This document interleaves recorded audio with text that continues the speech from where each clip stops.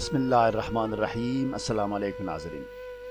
دوستوں، قرآن مجید کی اساس اور بنیاد سورہ فاتحہ ہے، اور سورہ فاتحہ کی اساس تسمیہ یعنی بسم اللہ الرحمن الرحیم ہے، جس کی عدد بحساب ابجد 786 ہے۔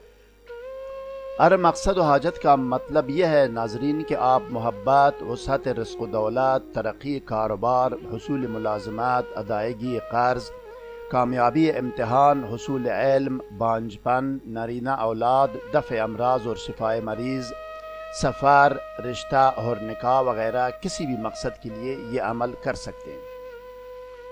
ناظرین، درود شریف میں جو میں دے رہا ہوں آپ کو، جو دولت عظیم میں آپ کو دے رہا ہوں، اس کا اندازہ صرف خدا ہی لگا سکتا ہے۔ میں نے اپنے پاس کچھ نہیں چھوڑا۔ آپ اس کی قدر کریں اور اللہ تعالیٰ کا شکر ادا کریں۔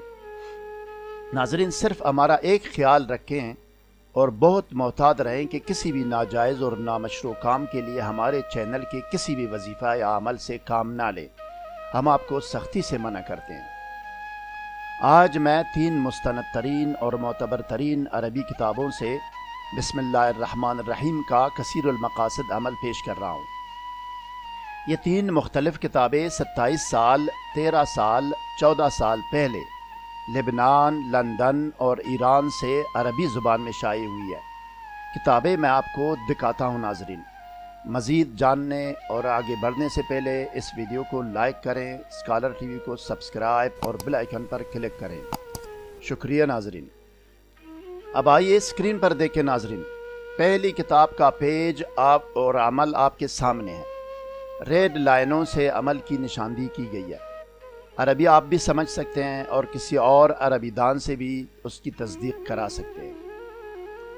اب آگے دیکھیں ناظرین، دوسری کتاب ہو بہو وہی عمل دوسری مختلف کتاب میں بھی موجود ہے۔ عمل ایک ہی لیکن کتابیں 3 کتابیں مختلف ہیں۔ یہ لے آگے دیکھیں ناظرین، تیسری مختلف کتاب جس میں ہو بہو یہی عمل درج ہے۔ اچھی طرح تسلی کر لیں کہ تینوں مختلف کتابوں میں عمل ایک ہی ہے۔ اب آئیے ناظرین ٹیکسٹ ویڈیو کی طرف جاتے ہیں اور دیکھتے ہیں کہ مختلف مقاصد کے لیے بسم اللہ الرحمن الرحیم کا طریقہ عمل کیا ہے۔ آئیے۔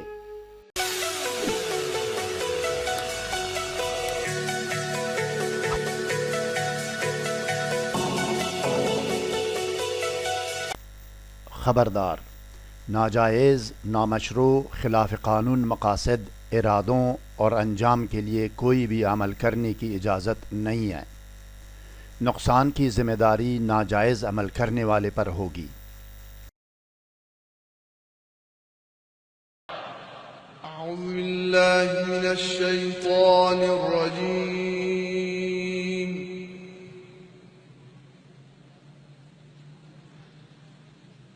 بسم اللہ الرحمن الرحیم۔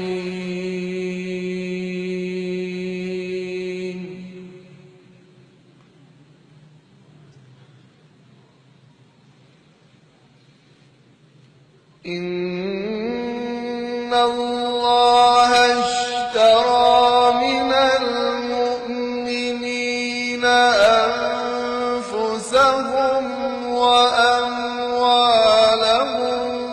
بأن لهم الجنة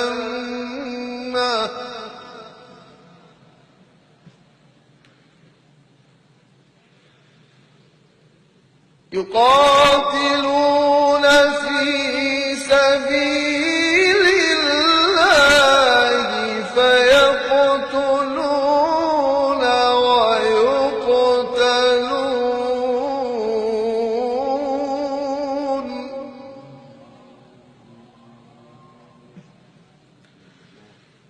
وعدا عليه حقا في التوراة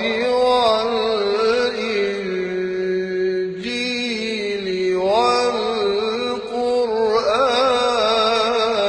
والقرآن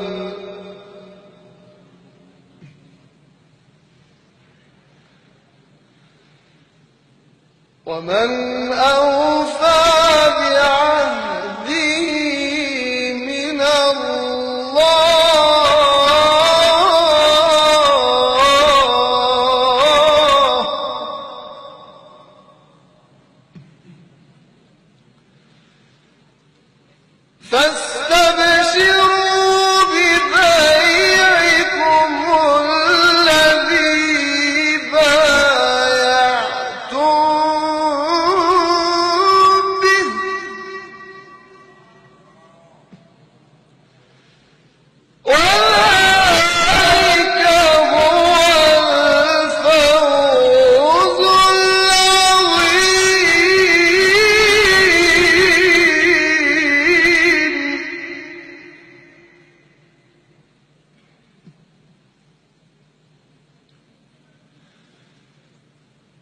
التاليات